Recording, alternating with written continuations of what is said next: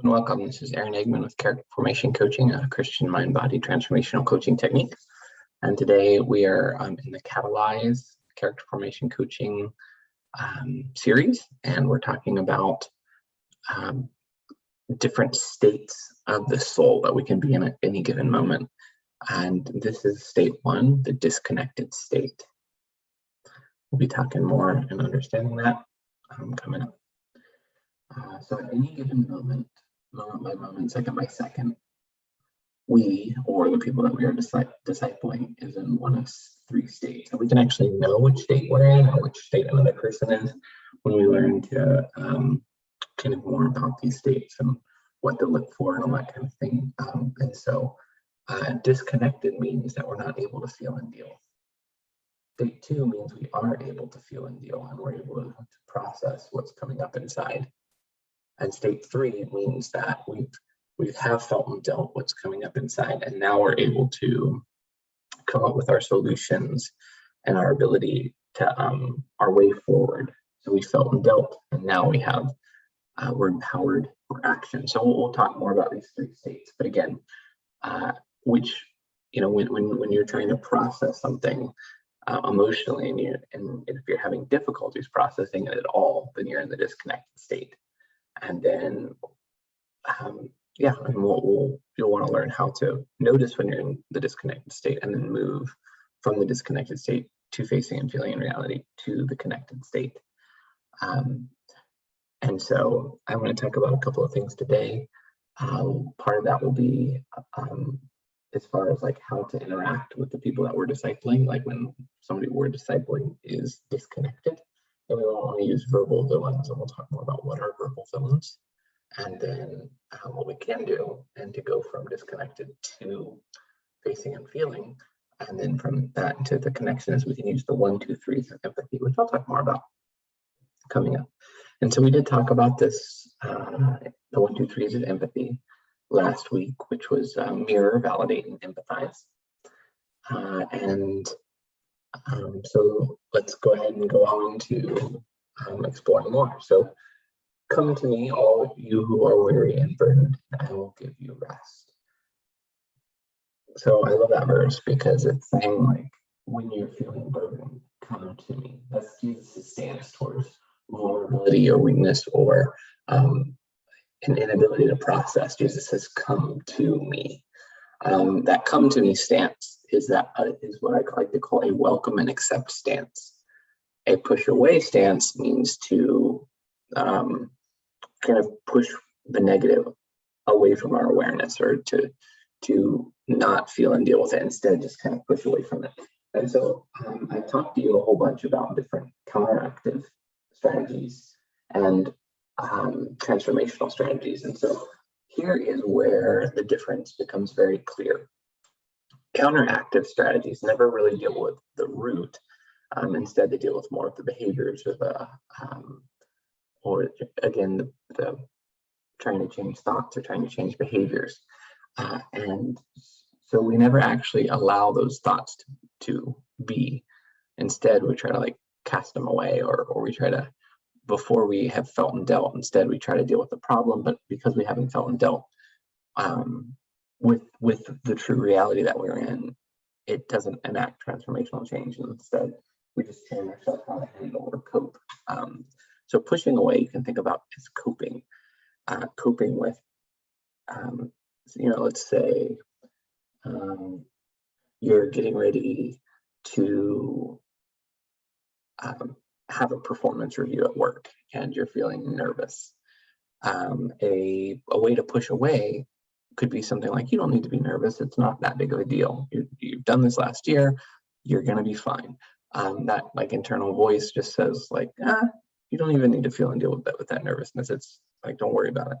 Versus a welcome and accept strategy would be like, I'm feeling nervous. And if I get curious about accepting and loving towards why this nervousness is coming up, it would make sense. And there's the knowledge that there's more going on than just simply like, oh, I don't need to feel nervousness. Instead, you can be like, I wonder what's coming up for me. There's something coming up. I wonder what that is. So again, the one goes away from it, kind of dismisses it as not important. or just tries to change thoughts or behaviors just to make things better. And then the welcome and accept stance is to get curious, open, accepting, and loving, and to go towards whatever is coming up. And so you can notice the arrow between push away and disconnected, that if we push away, we'll always stay disconnected. And so again, going back to session 2 or session 1, there's all the different ways we can push away and all the different things like we say to ourselves to push away. And then versus the welcome and accept stance, we've talked about grace, truth, and time. So grace, meaning that we're going after weakness, going after vulnerability, going after the negative reality and bringing it to relationship. And truth, meaning just letting ourselves be exactly where we're at, not trying to fix, save, or solve. And so we go towards the negative. And that's when we welcome and accept or go towards the negatives, or even the positives. Some people can't. Positives are more difficult than negatives, and when some people are sometimes feeling positive emotions, they think they're feeling something negative. Like sometimes when I'm working with my clients and they think that they're feeling, say, fear, when really they're feeling excitement. They just don't know how to emotionally regulate excitement, and so they feel anxiety. Actually, it's mostly anxiety. They're like, I feel anxiety. Like one person I was working with actually had just gotten something that they were really excited about, and it was going to come in the mail that day, and they were dealing with anxiety all day and they could not figure out what it was.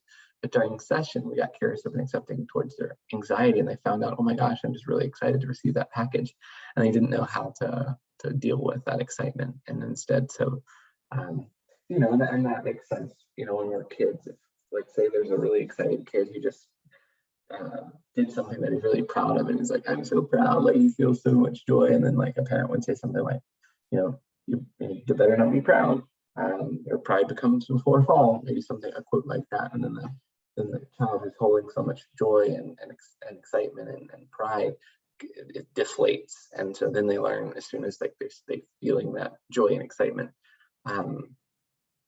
you know, there's that deflation on the same neural network. Now they get paired together, and so they never really learned how to feel that healthy pride. And that's when they start to feel pride. Also, the, you know, pride comes before a fall, immediately comes up, and then they deflate. And so, okay, so welcoming and accepting would be like when, if we, you know, are feeling deflated, we get curious about accepting, and then we'll maybe discover why we, you know, oh, because that used to happen in my life. No wonder. That makes sense.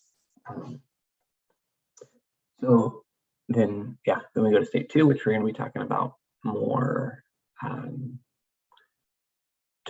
next session. So you can learn more about facing and dealing in reality and how that leads to connection and spirit-led transformation coming up. I'm going to be focusing more on, again, feeling disconnected today. So in the disconnected state, we cannot feel and deal with reality. Face and feel is another way to say that, or feel and deal. And so I'm going to make 3 zones to make it easy. Red, think about too hot. Blue, think about too cold, or freeze. There's hot means kind of like molten or speed up. Blue, you can think of slow down or freeze. So when we're in a red zone, I have a chart on the next page about the red zone, blue zone. We are feeling, but we're not able to deal with the emotions that are coming up. And again, so when we're in the disconnected state, we're either in the red zone or the blue zone. If we're in the green zone, then green zone is feeling and dealing. That means we'll shift into facing and feeling in reality. So that will mean we're in state 2. So I'm going to be talking about the red zone and the blue zone mostly today, and then how to go from the not feeling and not dealing, or dealing but not feeling today. So on the next page. So when you're disconnected, you can get curious. Am I in the red zone? Am I feeling too much and not knowing how to deal with all these emotions coming up? Or the blue zone, meaning I'm able to deal with this, but there's no emotions associated with it, and there should be emotions. Whenever there's a lack in emotions where there should be emotions, that's also not not healthy. And sometimes we don't even know that when we're not feeling appropriate emotions, we think that's healthy, but really we're just disconnected and out of touch. So it's very important that we're able to actually feel the emotions. So deal but not feel, meaning that we're able to do okay in life, but we're not feeling the appropriate emotions associated with what would be appropriate in a situation. The 1, 2, 3s of empathy. Again, 1, mirror. 2, validate. 3, empathize. Empower us to welcome and accept and face and feel in reality. And we can do that, the 1, 2, 3s of empathy relationally, and that's more what I'm teaching you for. As far as internally, like how do we treat parts of ourselves that are feeling certain ways, I would just get the curious, open, accepting, and loving stance and going towards it, welcoming and accepting it. So those are the things. But relationally, 1, 2, 3s of empathy are really good. And then the 1, 2, 3s of empathy empower both parties to say feeling and dealing, or the green zone. So that's going to lead me more now to this chart. So this chart is showing you, like, you can think about the zones being different thickness, right? We want a big green zone. We want to, as we're continuing to learn and go through this Catalyze curriculum, what we're learning to do is increase our ability to feel and deal. So our green zone is getting bigger and bigger. But of course, we all have some emotions that when we feel them, it's like it's too overwhelming. That's the red zone. Or some emotions that we just don't know how to process, and so we shut them down and don't even feel them, or we're disconnected or numb from them. So if we're in the red zone, it means that we're dysregulated, hyperarousal, which means too much emotions or sensations. Another way to think of it is fight or flight. So we're in fight or flight mode. Rage and fear are often the emotions, fight being the rage, flight being that fear. And again, fear and anger, they're not bad emotions, but this is when we don't know how to process them. So it's dysregulated rage, where it's just anger that we don't know how to process, and fear is where it's like it's too overwhelming, so it's like we can't handle it, so we have to flee the situation. And both of these, when unprocessed, or anything else that we're not being able to process, anxiety would be when we're in the red zone. Anxiety doesn't mean that anxiety means we don't know what we're feeling. So whenever we say, I feel anxiety, that means that there's an emotion to be felt and dealt with that we don't know what it is. So anxiety could be any of the emotions. We don't know what that emotion is. Anxiety just means I'm feeling too much of something in my body, and I don't even know what's going on. So anxiety is an emotion, and anxiety is not knowing what emotion we're feeling. Again, we feel but not deal in the red zone. In the blue zone, and again, this is at any given moment. So in 1 second, we can be in the red zone, and the next second, we can be in the green zone if we get curious, open, accepting, and loving. And so it's like each second, moment to moment, second by second, depending on what we do, we can go from one zone to another. And so that's what we're trying to do. We're trying to go from the red to the green, or from the blue to the green. And we're trying to really be able to feel and deal. Again, all right, blue zone, dysregulated hypoarousal, or that just means we're, it's like too slow. Hyper means too much. Hypo means too little. So too little emotions, or too little, we're not feeling the sensations that are appropriate. So as flight with red zone, we've got freeze and shut down, or freeze and submit. We just, again, we're not feeling the appropriate emotions. Some emotions often associated are feeling like deep sense of aloneness, feeling a deep shame, or feeling a self-disgust. Blue zone is what often when people talk about when we dissociate, that's a blue zone defense, meaning that we are not feeling the appropriate emotions for it. So we're disconnecting from a situation because there's too much emotions. And again, using blue zone strategies or using red zone strategies, at one point in our life, they helped us to survive. And so they're resilient strategies that we adopted to help us to get to not feel and deal with something that we could not feel and deal with, because we didn't have the resources in our life. Like if we could feel and deal, we would feel and deal. So if we're not feeling and dealing, it means we don't have the resources in our life to feel and deal with. And so red zone and blue zone strategies can protect us or save us when like it's impossible to feel and deal with. And that's why we use them. And they saved us in the past.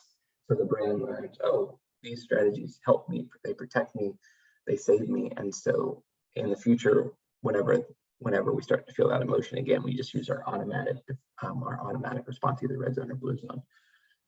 So we want to go from, and again, red zone, blue zone, both of those are at the disconnected state. So when you find yourself in a disconnected state, am I in the red zone or am I in the blue zone? That could be a curious question that you might just internally ask. And we're going to try to go from red zone, blue zone into the green zone. And we can do that with 1, 2, 3 of empathy, or we can do that by getting curious, open, accepting, and loving, and going towards whatever it is that's coming up, and to bring it into relationship. Because sometimes we literally just don't have the resources to be able to feel and deal with what's coming up, and we need relationships. So when we're in the green zone, we're emotionally regulated. We're able to like sense and to experience an internal sense of safety, where it's just this felt safety. We're able to process any emotions, both positive and negative. And each emotions, we're going to talk more about this in the upcoming sessions.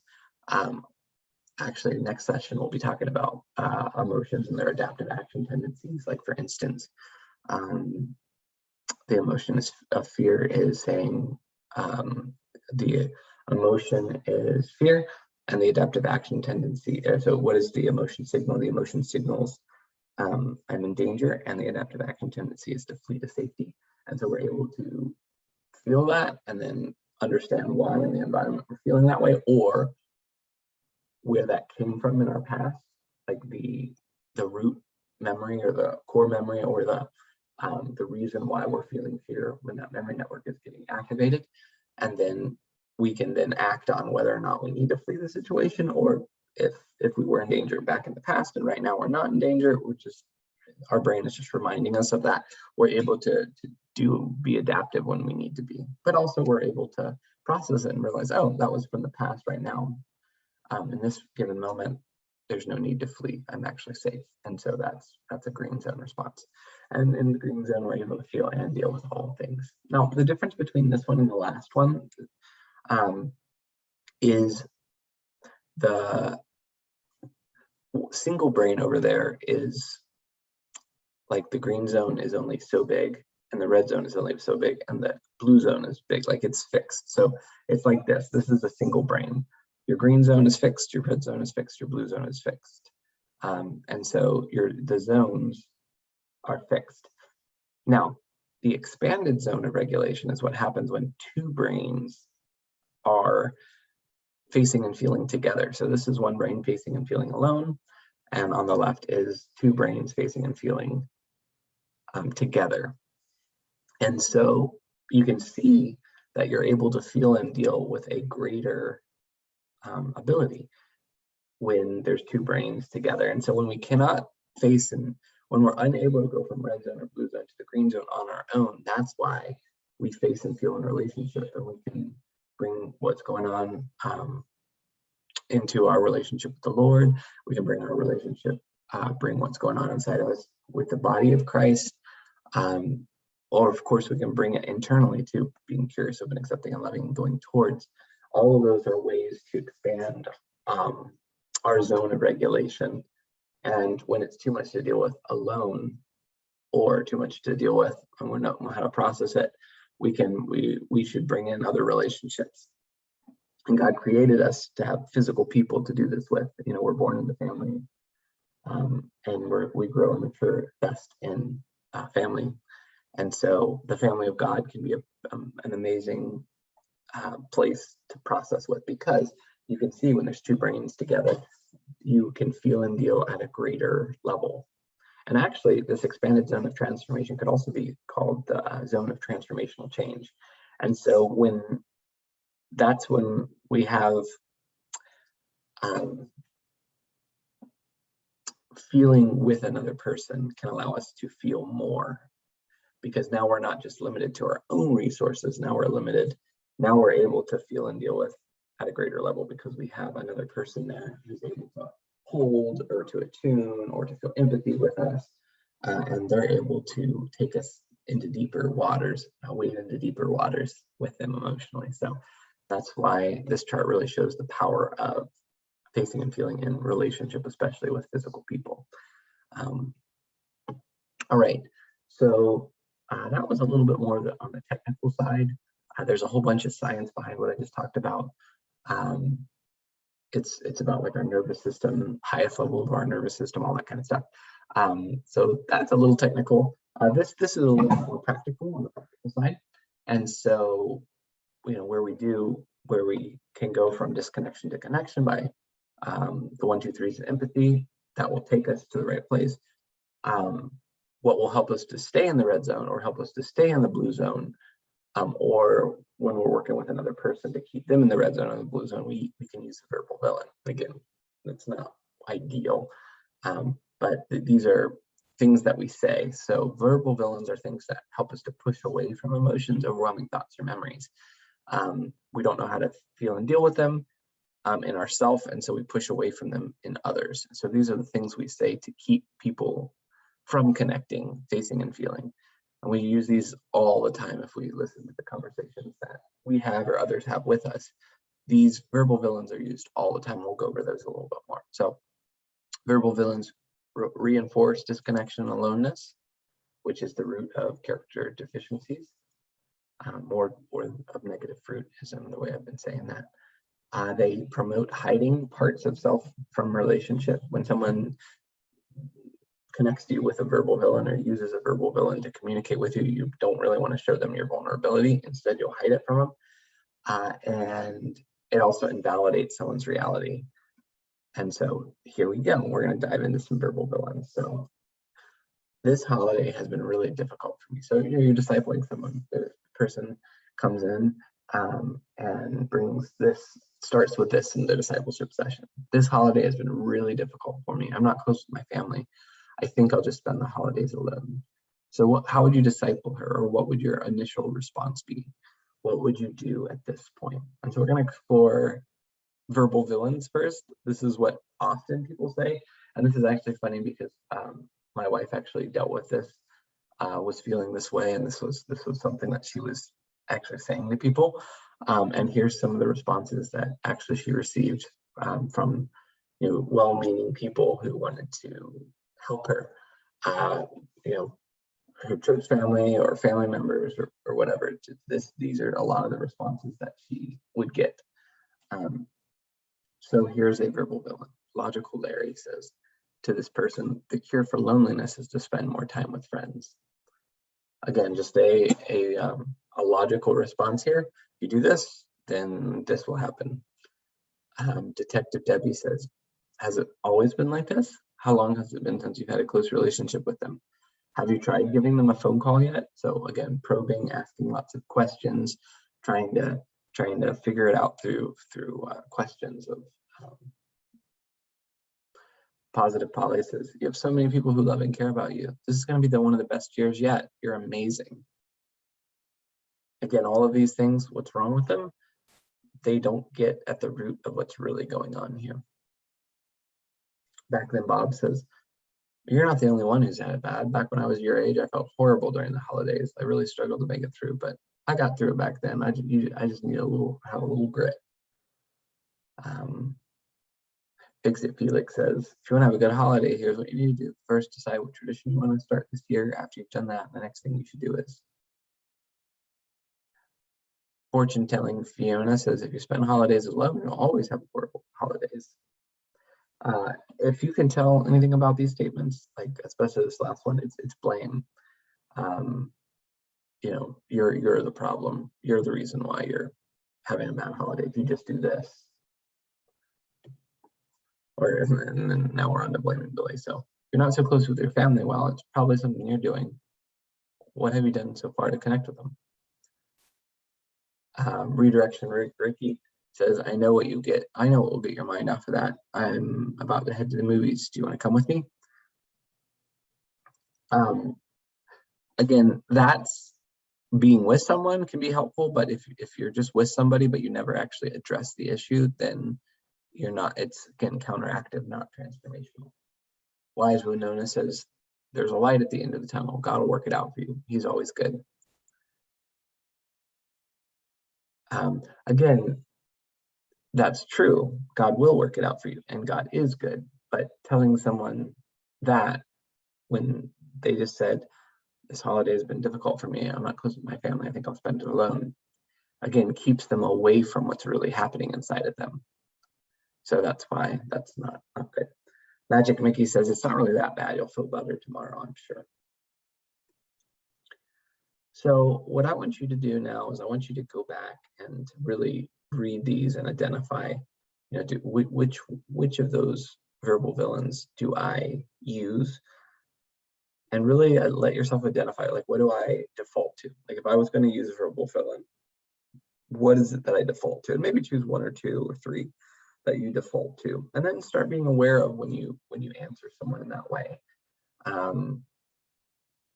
Because again, that was the way we used to operate. Now that we're learning Catalyze, it's a new way of being and doing with people. It's a new way of talking to people. It's a new way of communicating, and it's a very different way of being. So it's okay that we have, and that even if we use it in daily life, but we'll want to identify it so that we can start to be proactive about responding differently to people.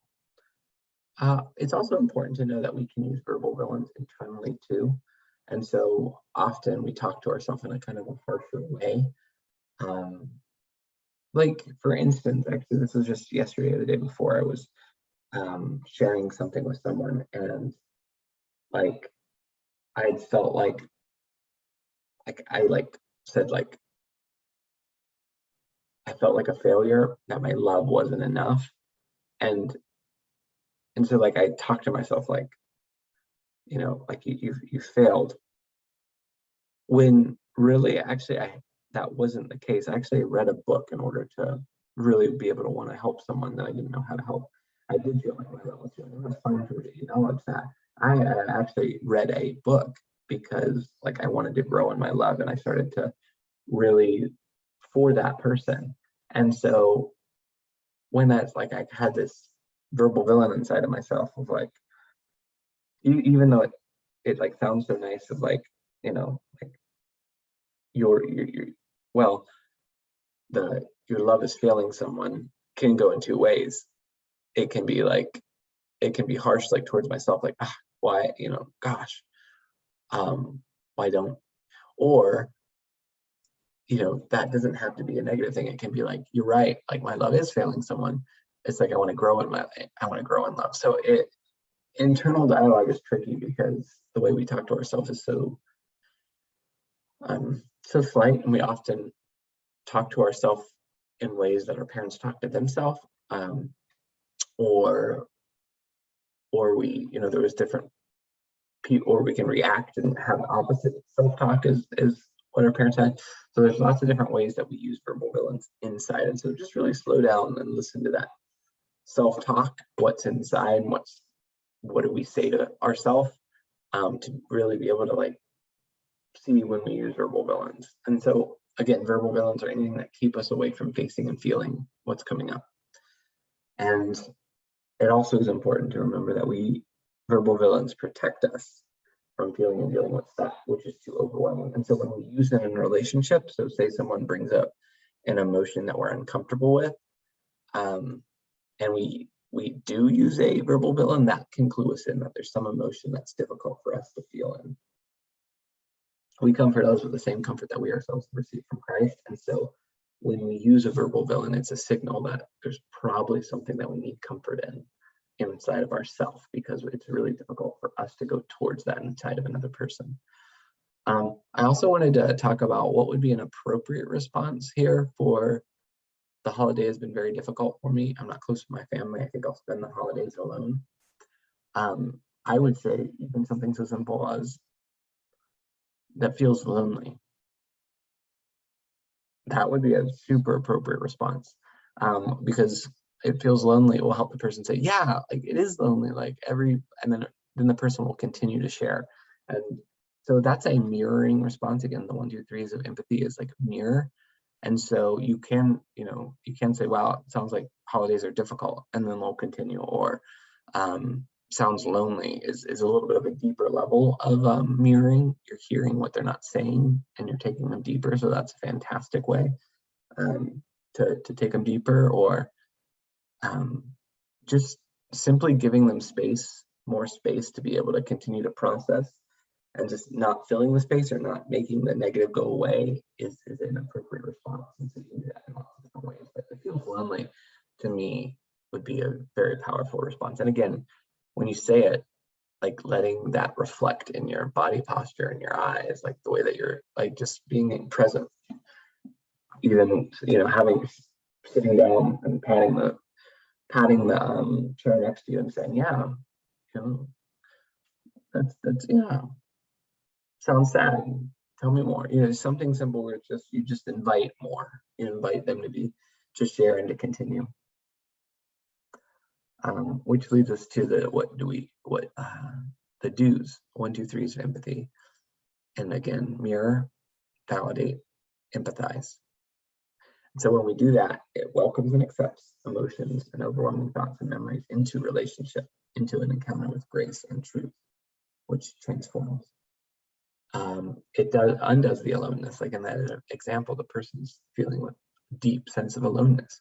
So what you're doing is you're inviting them to not be alone with you. Like they can feel alone, but they can feel alone with you. So they're no longer alone. So you're inviting them into a LTE, a life transforming experience, or corrective emotional experience is another way to say that, where it changes us, because it's like the problem is they're alone, and so you're inviting them into an encounter with a relationship. It invites all parts of the person into relationship, and it really validates the reality. And so going over that one more time, here's some language. Like what I'm hearing you say is that holidays are really hard. Is there more? That would be a perfect response to the scenario above. Another one could be validate. You make sense. Like it makes sense that you can't really use that until you fully understand them. And so you want to make sure you keep listening and listening and listening until you ask, is there more? And they say, no, that's it. And then you can say, it makes sense that you feel alone. And what makes sense is, you've been estranged from your family for a long time, and holidays bring up your estrangement from your family, and you so long to be with them. And so it helps you to be aware of that longing when they're not there. Beautiful. That's such a beautiful validation. Again, you'd only be able to validate that once you heard what the other person shared. And so everybody makes sense if we just understand and we know what's coming up for the person. And then empathize is I imagine you might be feeling sad. I imagine you might be feeling grief at the loss of, not being with your parents during the holidays.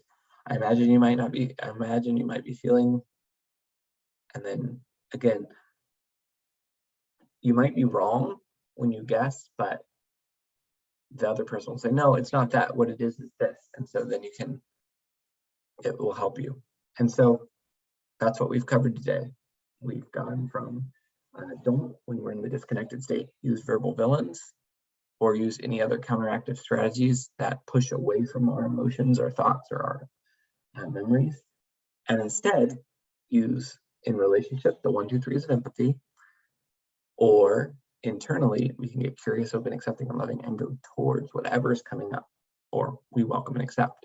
And when we do that, we can face and feel in reality, in relationship, which will then, once we stay with it, or we can go from the red zone or the blue zone into the green zone. And if we stay in the green zone long enough, we just continue to stay with it, there will be a natural shift, and then we'll be able to come to, we'll be able to feel that emotion will be felt and dealt with. It won't continue to come up again and again and again and again.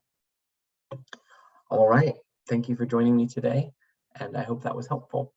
I will see you again next session where we cover emotions and their adaptive action tendencies. Make sure that you hit like on these videos and subscribe to the channel. All right, bye-bye.